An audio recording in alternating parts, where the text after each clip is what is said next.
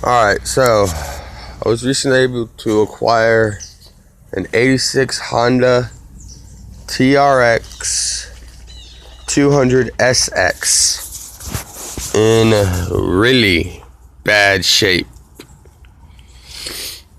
Homemade fucking fender get up they got going on here. That flaps around like a son of a gun. Wires from stator. Yeah. And this is a wiring harness that came with it. However, that's a little Chinese setup. Been cut several places, spliced in. Come on now. Motor is not locked up. Oh yeah, and oh yeah, that's right. I got it to actually go down for once. It's got the valve covers taken off. That's just the part I've laid up there. Front end's bent a little bit.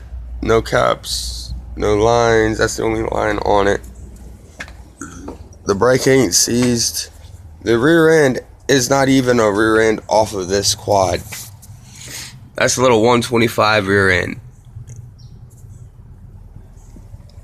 Right now I just have it bolted in on either side. I gotta find a long enough piece of all thread to be able to fix it. Over there's the frame for it.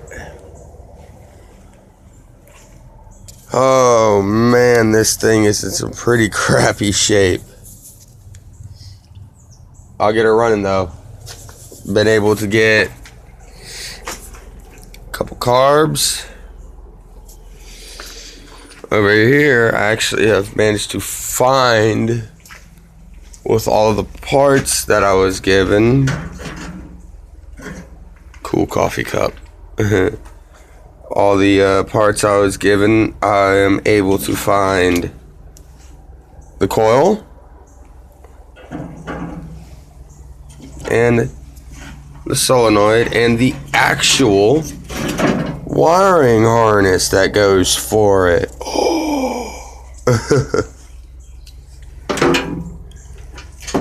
There's the original on-off kill switch, start switch.